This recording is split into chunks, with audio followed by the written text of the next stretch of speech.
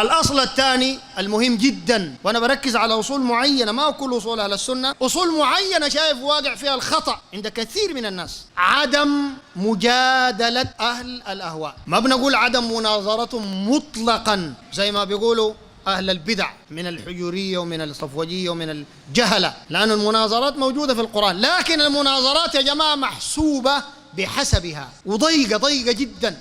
حتى الشيخ السعدي في مقدمة تفسيره قال من علوم القرآن مناظرة أهل البدع، قال وهذا النوع من العلوم لا يستطيعه إلا خواص العلماء، ما كلهم ذات. إذا كان ده في العلماء الخواص، يبقى أنت لما تلاقي في حزبي ولا في غيره دار تناظره، واحد دار يناظره جنب الزقاق جنب قدرة الفول، واحد دار يناظره وين؟ ده كيف ده؟ أو يضرب لك واحد من الإخوة بالليل، واحد ضرب لي قبل كده بالليل كرنج رفعته قال لي يا اخي الحقني انا الان زريني واحد وجاب لي شبهتين قفلت الخطوه. انت بتمشي تناظر وما بتعرف، قول له الله فتح عليك قلت لك دي كده ودي ردها كده، اهل باقي كيف ما بجيب لك ثاني، فده حرام، ده الحرام. فالمناظره ليست لكل احد، لازم تفهم المعلومه دي. والمناظره اللي بنعنيها ما الا تكون في استاد المريخ وحكم شايل صفاره وبهنا الجمهور ده وبهناك جمهور الصوفي، لا ما هي بس المناظره قاعد تناقش زول في فيسبوك، دي مناظره ما بتعرف، دي حرام وأنت آثم.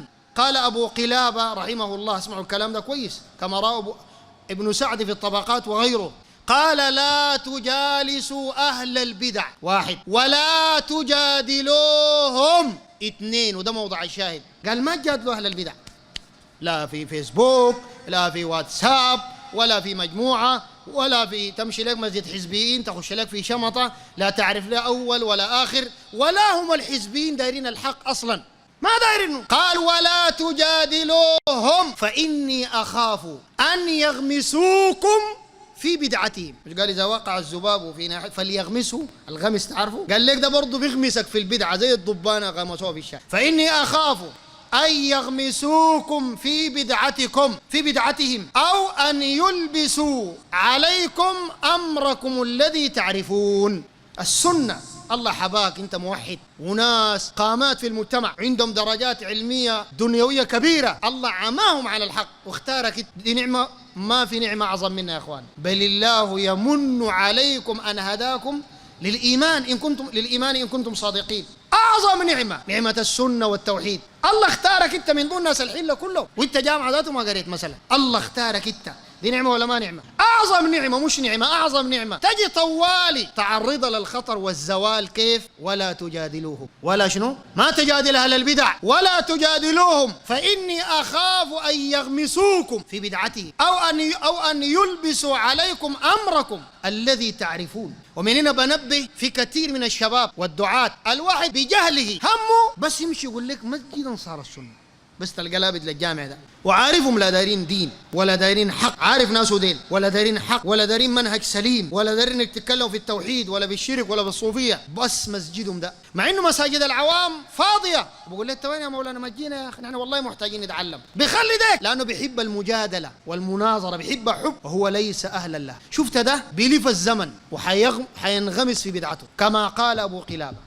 ومجالستهم برضو حرام كما قال أبو قلابة. وقال الفضيل بن عياض فيما نقل البربهاري في شرح السنة، قال لا تجالس صاحب بدعة فإني أخاف أن تنزل عليك اللعنة. في ناس برضو تصلوا من هنا ومن هنا يقول لك والله معانا واحد حزبي وكنا مدخلينه في الحلقة، لكن بس يعني بعض إخواننا قالوا ما تدخلوه والبعض الآخر قالوا لازم تدخلوه. البعض الآخر ده ما من أخواننا، يا أخواننا صبروا أفهموا الكلام ده، أفهموا أول شيء. البعض الآخر ده شنو؟ ده ما من أخوان، مش بدعاهم مع الحزبي. لا تجالس صاحب بدعة فإني أخاف أن تنزل عليك اللعنة. وقال رسول الله صلى الله عليه وسلم المرء على دين خليله فلينظر أحدكم من يخالف. في ناس بدعتهم ما بتعرفها لكن بيشوفوا ماشي مع منه، ماشي مع المركز ده معاهم مبتدع، ماشي مع الأخوان أخوانهم معاهم أخوانجي، ماشي معاهم، ماشي مع الكيزان معاهم. دي قواعد السلف، المرء على دين خليله فلينظر أحدكم من يخالل كما قال النبي عليه الصلاة والسلام عند الترمذي.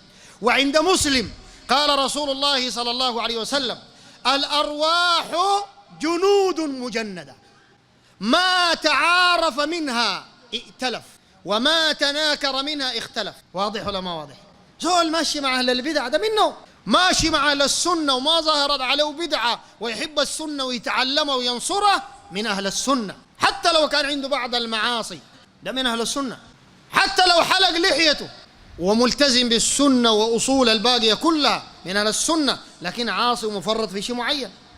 المقياس بتاع الحزبيين للرجل من أهل السنة حلق لحيته يقول لك والله فك الالتزام، وانتوا ما ملتزمين ولا مستقيمين. المقياس عندهم المعاصي، لكن تلقاهم ماشيين مع أهل البدع، بل مع شرار أهل البدع في بلدنا، مع الصوفية، ويحضروا الشرك. مبادرة الطيب الجيد يا البدراء بنية بنية للسودان تحل قضية قضية إلى آخره، وقاعدين ديل أهل السنة. واللحية تنفعك شنو مع الشرك بالله سبحانه وتعالى، ولو أشركوا لحبط عنهم ما كانوا يعملون. فانتبهوا بالذات الناس البرة في الأغاليم، عندما الموضوع ده بعضهم ما كلهم متساهلين فيه، مماشاة الحزبيين ومناقشتهم والتركيز على مساجدهم. يا أخي ركز على مساجد العوام، ودي وصية العلماء، وصية الشيخ ربيع في شرحه لشرح السنة للبربهاري.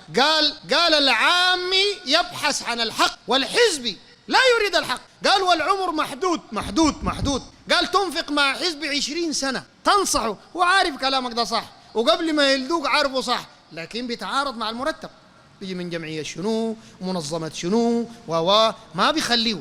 أما العام بيفتش في الحق وانت ما قدرت تمشي تدي له.